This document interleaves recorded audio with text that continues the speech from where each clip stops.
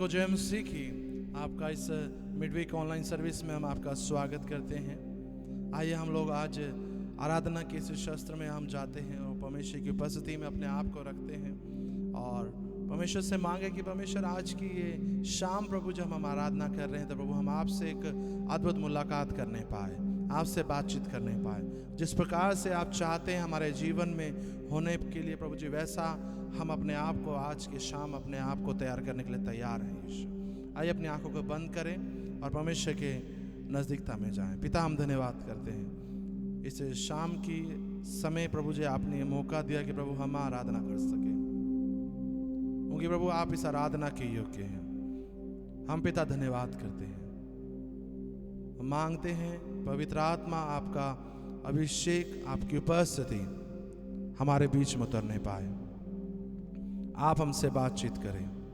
पिता, हम धन्यवाद करते हैं हमारे गीतों में, हमारे शब्दों में, हमारे बोलचाल में प्रभु जी आपके नाम ऊंचा उठने पाए और हमें सिखा प्रभु जी आपके नज़दीकता में और जाने के लिए। पिता, हम धन्यवाद करते हैं, धन्यवाद करते हैं यीशु के नाम से, आमीन, हालेलुया। जय मसीह की। फिर से एक बार मैं विश्वास करता हूं कि आप सभी आनंदित होंगे और प्रभु में मग्न होंगे। यदि आप मेरी आवाज़ों को सुन रहे हैं तो कमेंट बॉक्स में लिख सकते हैं कि दिल्ली के कौन से क्षेत्र से आप हमें देख रहे हैं, और कमेंट बॉक्स में आप लिख सकते हैं। आइए हम गीतों को गाएंगे, प्रभु को महिमा देंगे।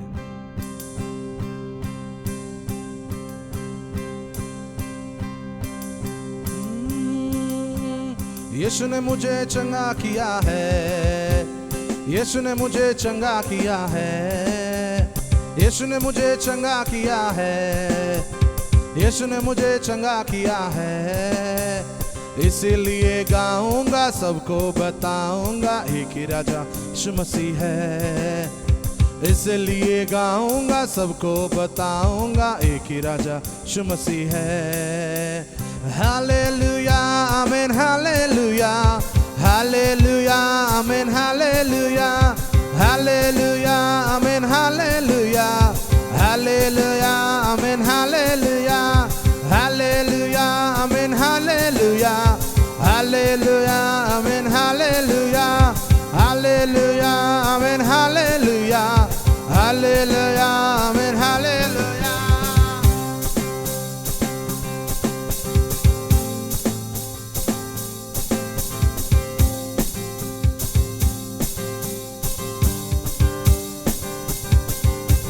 यीशु ने मुझे जीवन दिया है, यीशु ने मुझे जीवन दिया है, यीशु ने मुझे जीवन दिया है, यीशु ने मुझे जीवन दिया है। इसलिए गाऊंगा, सबको बताऊंगा, एक ही राजा यीशु मसीह है। इसलिए गाऊंगा, सबको बताऊंगा, एक ही राजा यीशु मसीह है।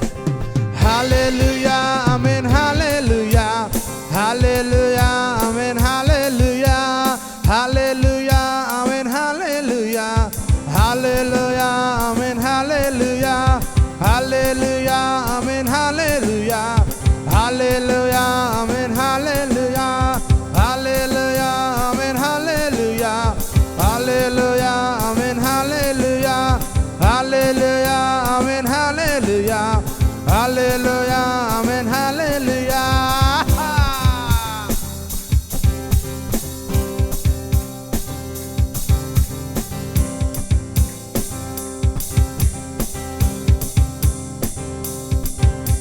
यीशु ने मुझे जीवन दिया है, यीशु ने मुझे जीवन दिया है। मिलके बोले, यीशु ने मुझे जीवन दिया है, यीशु ने मुझे जीवन दिया है, यीशु ने मुझे जीवन दिया है, यीशु ने मुझे जीवन दिया है, यीशु ने मुझे जीवन दिया है, यीशु ने मुझे जीवन दिया है। इसलिए गाऊंगा, सबको बताऊंगा, एक ही राजा यीशु मसीह है। इसलिए गाऊंगा, सबको बताऊंगा, कि राजा यीशु मसीह है। हालेलुया, आमीन, हालेलुया, हालेलुया, आमीन, हालेलुया, हालेलुया, आमीन, हालेलुया, हालेलुया, आमीन, हालेलुया।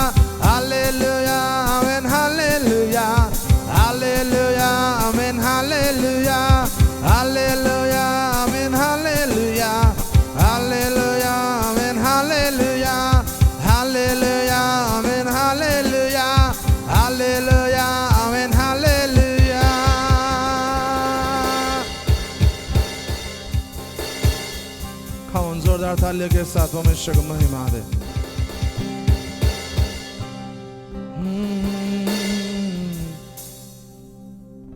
हो तू ही योग्य है, आदर के योग्य है मेरे खुदा।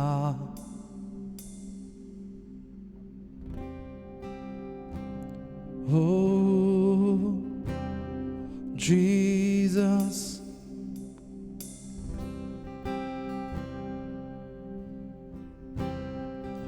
हाँ तू ही योग्य है मेरे लिए, मेरा सहारा, मेरा बल, मेरी ताकत, यीशु तू है मेरी चट्टान।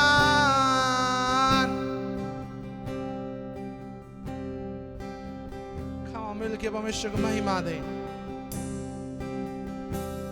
वो जो सिंहासन पे विराजमान है, सेनाओं का यहोवा, राजाओं का राजा, वो समुद्र को दो भागों में कर देने वाला, वो यीशु हमारे बीच में है। वो लकवे को खड़ा कर देने वाला यीशु हमारे बीच में है। हो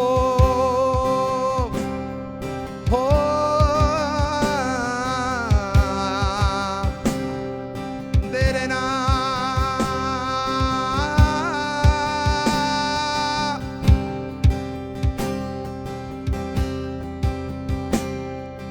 जय जय नाम यीशु नाम गाऊं मैं सुबह शाम।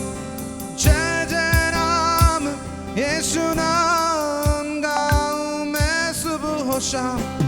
जय जय नाम यीशु नाम गाऊं मैं। Come on।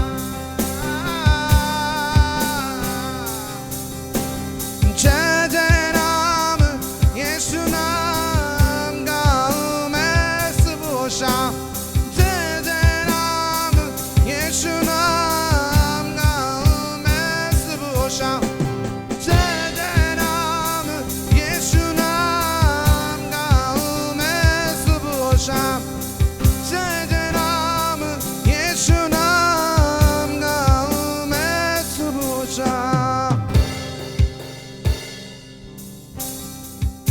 बलहीन का सहारा, पापियों का दोस्त है दो, यीशु तू है कितना प्यारा, शब्द में कैसे बताऊं। बलहीन का सहारा, पापियों का दोस्त है दो, यीशु तू है कितना प्यारा, शब्द में कैसे। बलहीन का सहारा, पापियों का दोस्त है वो, यीशु तू है कितना प्यारा, शब्द में कैसे बताऊं। बलहीन का सहारा, पापियों का दोस्त है दो, यीशु तू है कितना प्यारा, शब्द में कैसे बताऊं। जय जय नाम यीशु नाम गाऊं मैं सुबह शाम। जय जय नाम यीशु नाम गाऊं मैं सुबह शाम। जय जय नाम यीशु नाम गाऊं मैं सुबह शाम। जय जय नाम यीशु नाम गाऊं मैं सुबह शाम। जय जय नाम यीशु नाम गाऊं मैं सुबह शाम। जय जय नाम यीशु नाम गाऊं मैं सुबह शाम।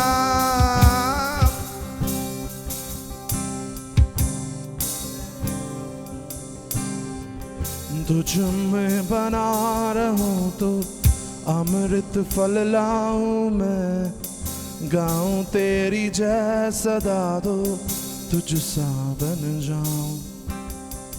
तुझ में बना रहूं तो अमृत फल लाऊं मैं, गाऊं तेरी जय सदा, तुझ सा बन जाऊं, तुझ में बना रहूं तो अमृत फल लाऊं, मैं गाऊं तेरी जय सदा, तुझ सा बन जाऊं, तुझ में बना रहूं तो अमृत फल लाऊं, मैं गाऊं तेरी जय सदा, तुझ सा बन जाऊं मैं। जय जय नाम यीशु नाम गाऊं मैं सुबह हो शाम, जय जय नाम यीशु नाम गाऊं मैं सुबह हो शाम, जय जय नाम यीशु नाम गाऊं मैं सुबह हो शाम, जय जय नाम यीशु नाम गाऊं मैं।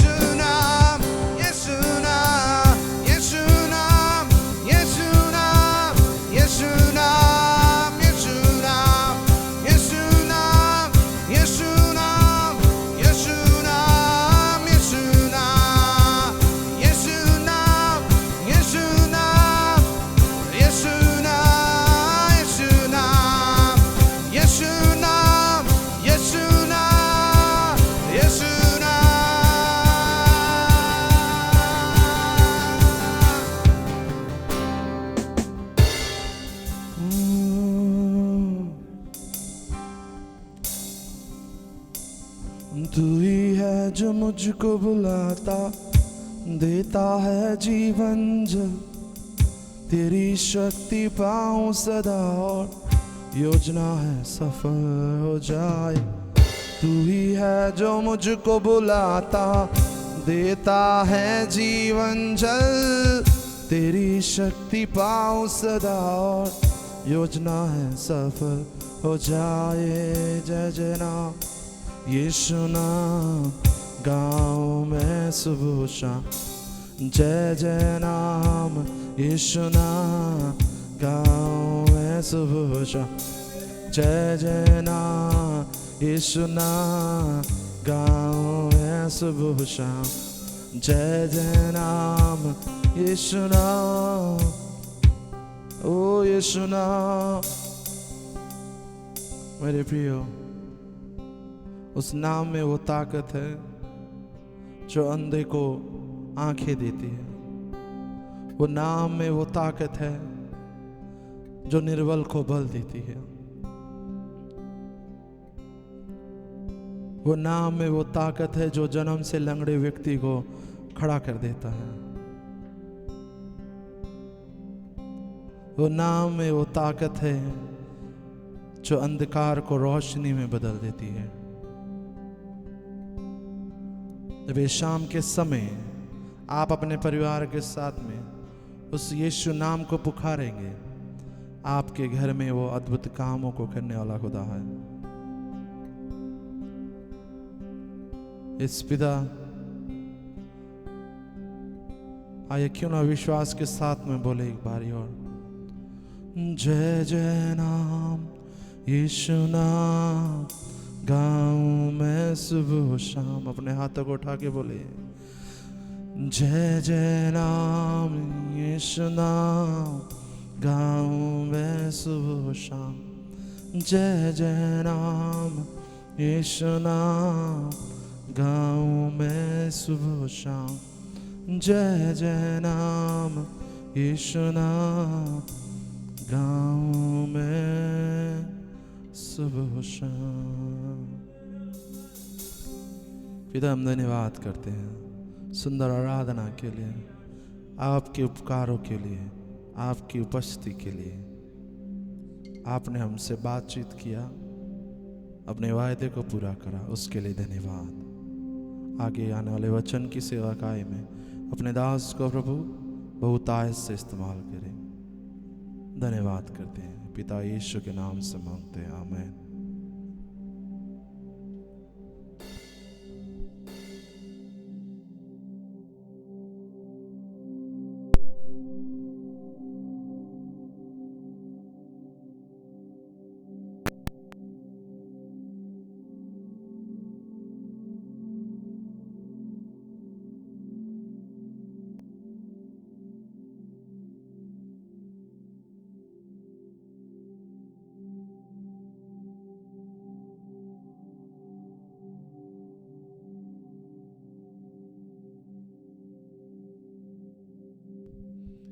हालेलुया।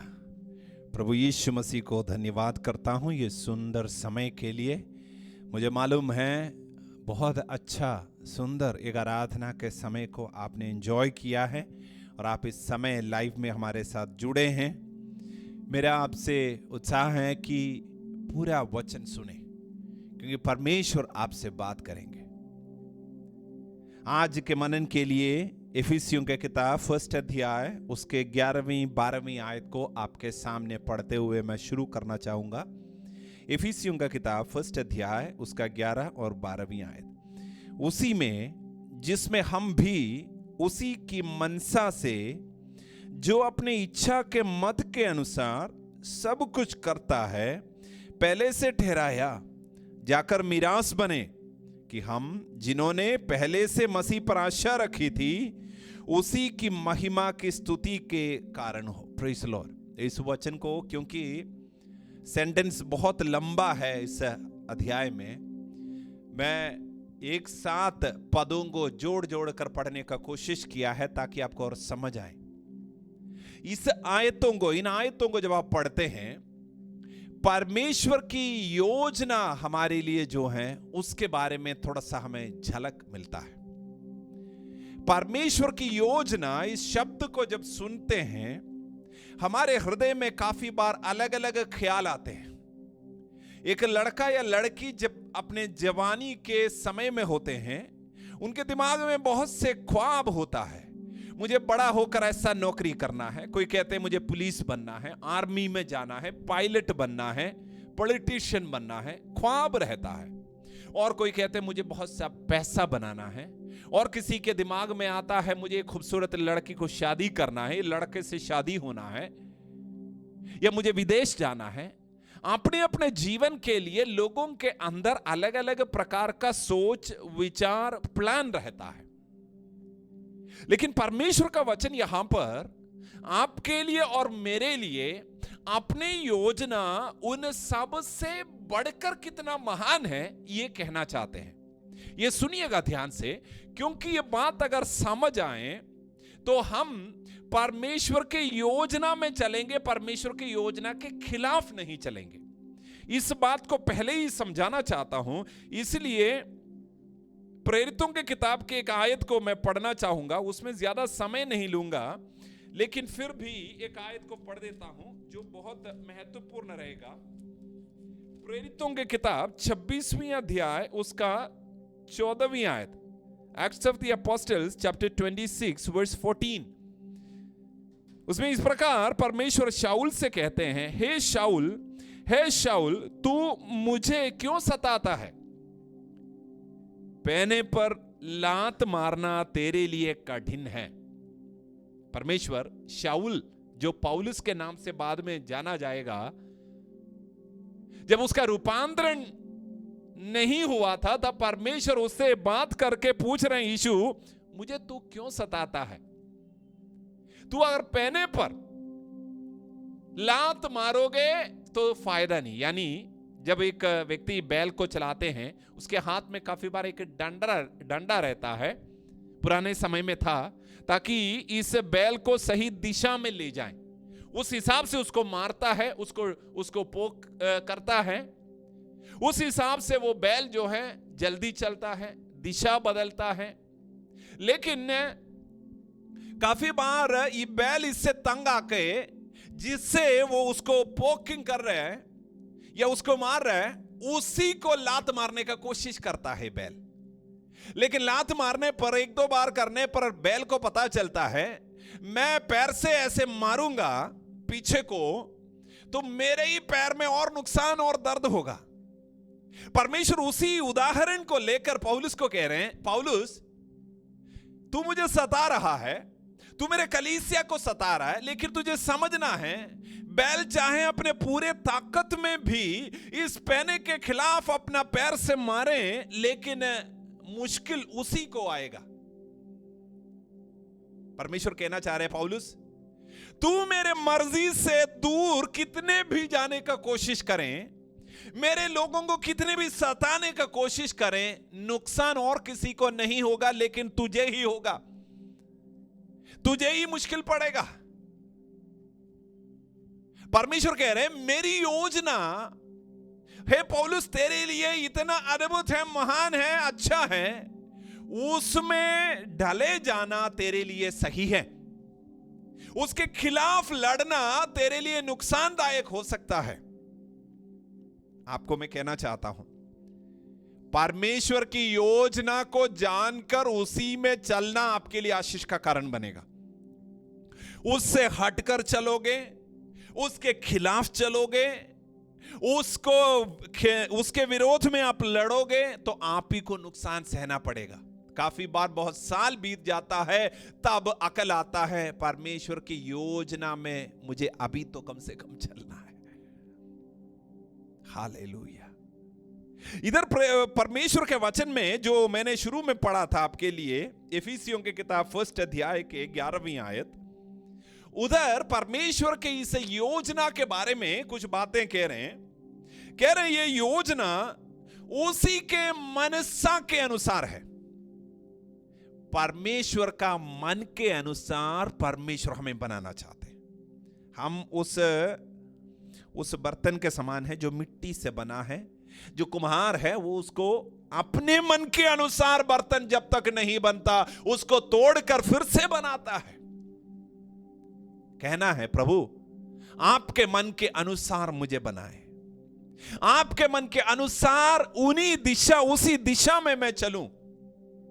अगर मैं आपके योजना से हटकर चल रहा हूं तो प्रभु मुझे समझ, बुद्धि, जानकारी, ज्ञान दीजिए कि मैं आपके मन के अनुसार चलूं। Wonderful word, hallelujah.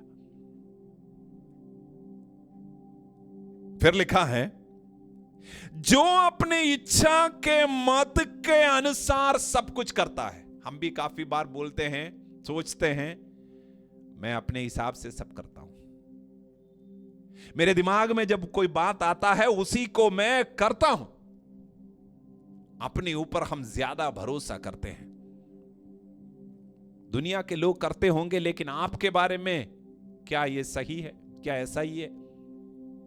इधर लिखा है, परमेश्वर अपने मत के अनुसार सब कुछ करता है। क्या परमेश्वर के मत के अनुसार करने की बात कह रहे हैं तो परमेश्वर आज क्या पिएंगे, परमेश्वर आज सोएंगे या दुनिया में सैर करेंगे, इस तरह के फालतू बातें हैं? नो। परमेश्वर के मत के अनुसार मतलब परमेश्वर की योजना आपके लिए जो है उसके अनुसार ही परमेश्वर सब कुछ पूरा करता है। डिवाइन ओवरफ्लो सेंटर के बारे में जो सुन रहे हैं फोन के द्वारा, टीवी के द्वारा, अभी जो देख रहे हैं, आपके लिए प्रभु का वचन आपको कहना चाहते हैं, परमेश्वर उन्हीं चीजों के लिए साइन करता है, उन्हीं चीजों को अप्रूव हो गया करके कहता है जो उनके योजना के अनुसार है। तुम अगर उससे हटने का कोशिश करोगे, क्या होगा? तुम अपने ही पैर को पैने पर मारने के समान होगा। नुकसान किसको होगा? आपको होगा। हार्ट अटैक्स होगा, आपको टेंशन होगा, आपको लगेगा प्रभु मैं कितना प्रार्थना करता हूं, कितना उम्मीद रखता हूं, लेकिन आप ये होने क्यों नहीं देता? आप इस चीज को क्यों नहीं पूरा करता? परमेश्वर कह रहे, बेटा मैं अपने मत के अनुसार सब कुछ पूरा करता हूं। अगर तुझे अपने जीवन में संतुष्टि मिलना है, संतोष मिलना है, अगर तुझे अपने जीवन में तरक्की करना है, तू अपने आप को मेरे हाथ में दे। तू अपने जीवन को मेरे योजना के अंदर देना शुरू कर दे। हालेलुया। मैं आपको कहना चाहता हूं, परमेश्वर की योजना आपके लिए सबसे बढ़िया है। आपके लिए परमेश्वर की योजना सबसे ज्यादा संतुष्टि आपको देगा। बस क्या रह गया है? आपको बस उसमें अपने आप को देना है। कहना है, प्रभु जो आपकी मर्जी है वो मेरे जीवन में पूरा हो। मैं आपको कहना चाहता हूं, हमारे जीवन के असंतुष्टि का, परेशानी का अक्सर वजह यही है कि हम परमेश्वर के योजना से भाग रहे होते हैं। आगे लिखा है, इस योजना का एक इंपॉर्टेंट हिस्सा है उसने हमें पहले से ठहराया है। He has appointed us. He has predestined us. यानी हमारा लक्ष्य कहां पर पहुंचने का है, यह परमेश्वर ने पहले ठहराया है।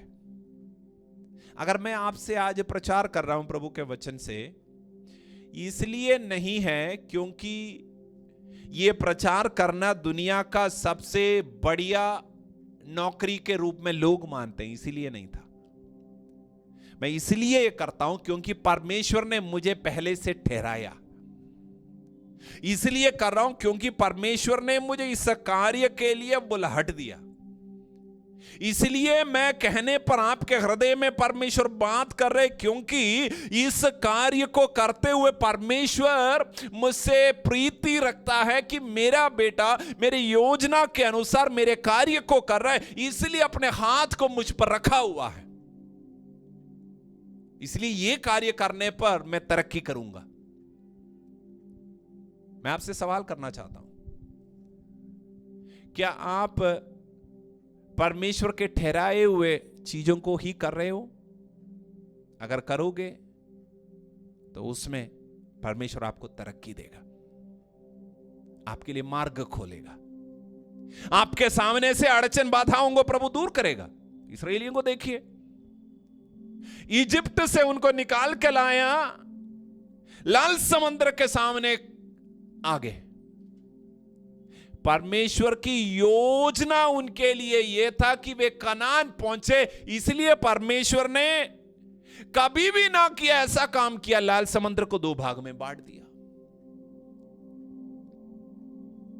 उसके बाद 40 साल बीत गए, ये लोग यर्दन नदी के किनारे खड़े हैं। परमेश्वर ने उनके लिए यर्दन नदी को 2 भाग में बांटा, उनको कनान देश में पहुंचाया। मैं आपको कहना चाहता हूं, आपके योजना के ऊपर परमेश्वर की योजना पूरा होगा। उसी के लिए, जिसके लिए आपको ठहराया है, उसमें चलना आपके लिए सबसे खुशी की बात है। यह समझकर अपने आप को प्रभु के हाथों में देना शुरू करें, मजा आएगा, मन को शांति मिलेगा। परेशानियों के बीच में भी आपको मजा आएगा। मैं ये नहीं कह रहा हूं कि चुनौती नहीं आएगा, ये नहीं कह रहा हूं कि परेशानी शैतान लेके नहीं आएगा, दुनिया लेके आएगा, लेकिन उसके बीच में भी शद्रक मेशक अबेदनगो के समान वो आग में डाला जाने पर भी भरोसा है मेरा परमेश्वर मुझे बचाएगा, और परमेश्वर सचमुच उनको उसके अंदर से बचाता है। क्या आपको परमेश्वर ने जिस बात के लिए ठहराया है उन्हीं चीजों को आप फॉलो कर रहे हैं? आगे लिखा है, उसमें जाने के पहले भजन संहिता 33 से एक आयत को पढ़ देता हूं। भजन संहिता 33 उसका 11वीं आयत लिखा है इस प्रकार, यहोवा की युक्ति सर्वदा स्थिर रहेगी, उसके मन की कल्पनाएं पीढ़ी से पीढ़ी तक बनी रहेगी। हम सबकी युक्ति, योजना, इन सब के ऊपर यहोवा की युक्ति सर्वदा बनी रहेगी। आपकी युक्ति और परमेश्वर की युक्ति, इन दोनों के बीच में जब टकराव होता है तो परमेश्वर की युक्ति वो पूरा होगा। उसके मन के कल्पनाएं पीढ़ी से पीढ़ी तक बनी रही। अरे परमेश्वर ने आपके लिए योजना बनाया है, आपके पीढ़ियों के लिए योजना बनाया है, आपके लिए एक नौकरी के लिए योजना बनाया है, आपके लिए अपने परिवार के रूप में एक योजना बनाया है, आपके लिए सेवकाई करने के लिए एक योजना बनाया है। प्रभु से कहें, प्रभु आपके कल्पनाएं, आपके युक्ति मेरे जीवन में सफल होंगे, इसलिए मैं आपके योजना के लिए अपने आप को दे देता हूं। कितना सुंदर होगा, कितना ब्यूटीफुल होगा। यिर्मयाह नबी इसी बात को 29 अध्याय में इस प्रकार कहते हैं। यिर्मयाह नबी की किताब में उसके 11वीं आयत में, बहुत फेमस आयत है लेकिन फिर भी वचन खोलकर मैं आपके लिए पढ़ देना चाहता हूं। आपके पास अगर बाइबल है तो जरूर इस आयत को निकालें और अंडरलाइन करें। आपके पास अगर बुक है तो इसको लिखें। 29 11वीं आयत, यिर्मयाह चैप्टर 29 वर्स 11।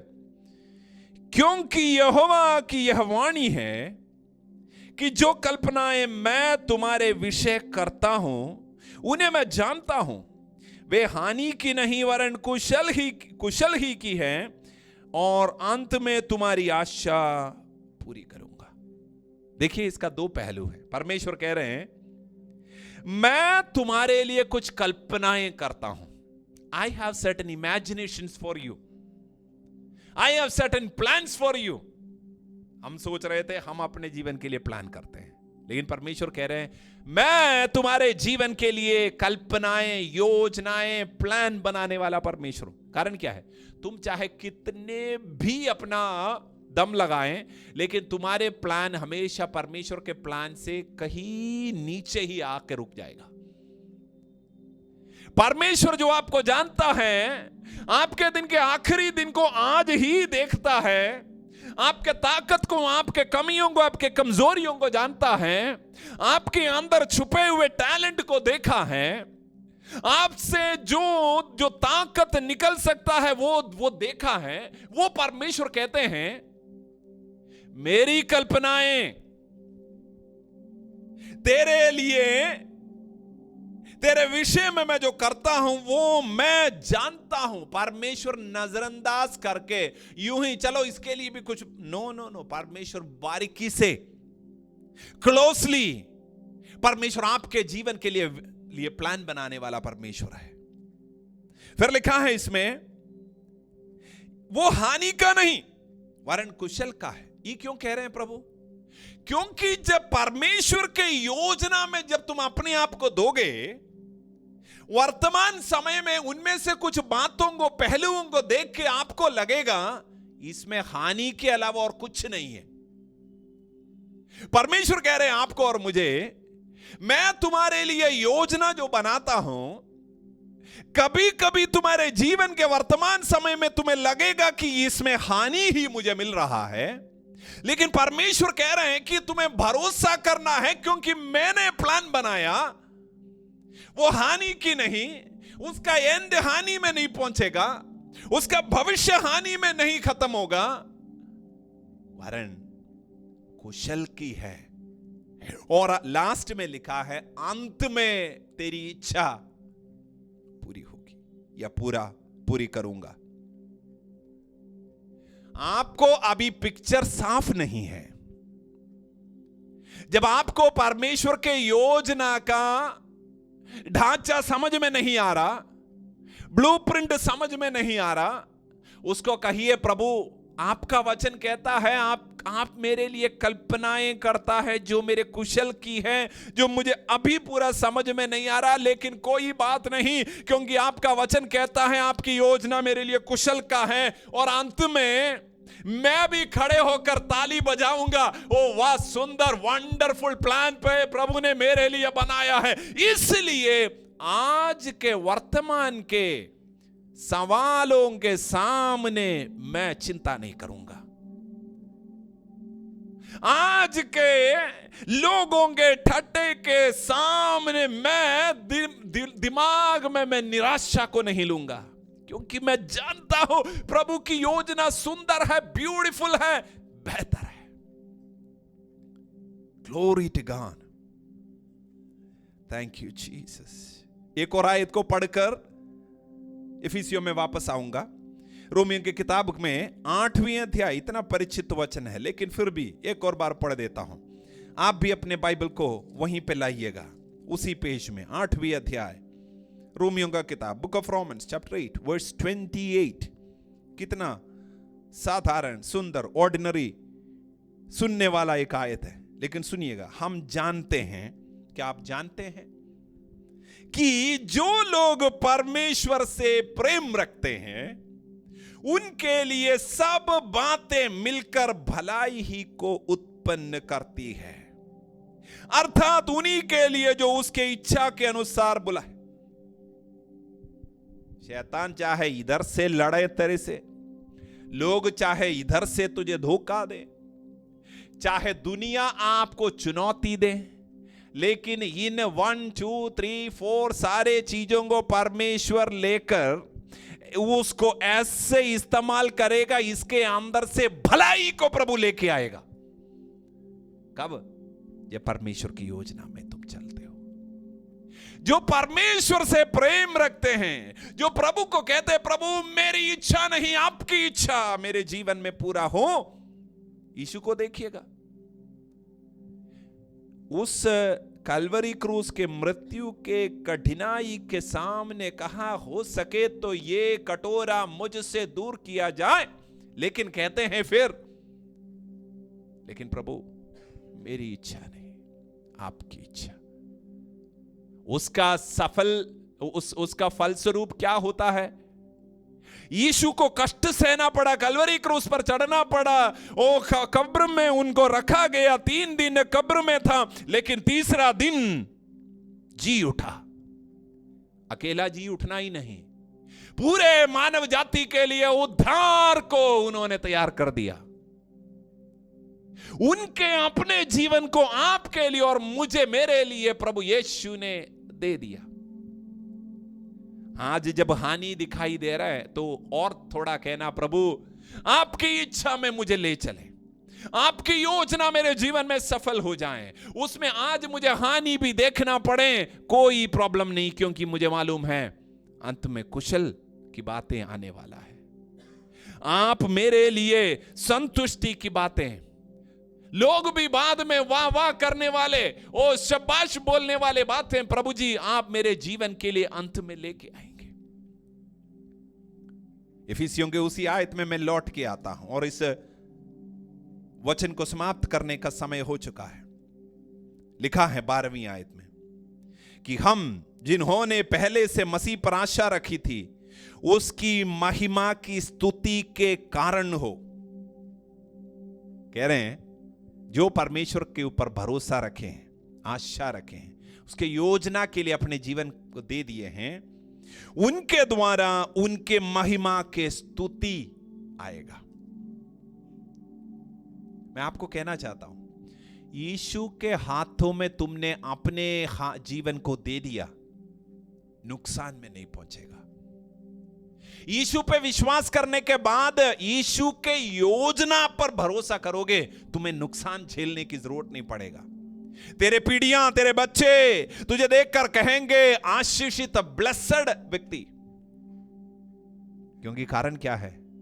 वो ऐसा सृष्टिकर्ता, ऐसा कुम्हार है, ऐसा परमेश्वर है जो बदसूरत चीजों को उठाकर खूबसूरत बनाता है, जो बेकार लाचार व्यक्तियों को उठाकर उसको दुनिया के बिल्कुल आशीषित व्यक्ति बना देता है, वो पापियों को उठाकर उन्हें धर्मी बना देता है, जो दुनिया के हंसी मजाक किए गए लोगों को उठाकर उनको देश के प्रधानों के बीच में बिठाता है। ऐसा परमेश्वर तेरा परमेश्वर है।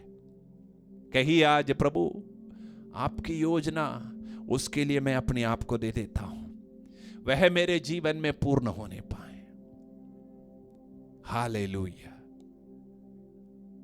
आज चाहे हानि दिखाई दे, फर्क नहीं पड़ता, लेकिन प्रभु आपकी योजना मेरे जीवन में पूरा हो। जानता हूं, प्रार्थना करें, मैं जानता हूं वो कुशल की बातें आ रहा है, मेरी इच्छा को आप पूरा करेंगे, मेरे जीवन को महिमा का कारण बनाएंगे। इसलिए यीशु के नाम में प्रभु फिर से मेरे जीवन को आपके हाथों में हवाले कर देता हूं। मैं विचलित नहीं होऊंगा, निराश नहीं होऊंगा, पीछे नहीं हटूंगा, आपके हाथों में अपने आप को देता हूं। इस्तेमाल करें प्रभु, बल और सामर्थ्य से भर दे प्रभु, यीशु मसीह नासरी के नाम में, आमीन। God bless you. प्रभु आपको बहुत बहुत आशीष करे।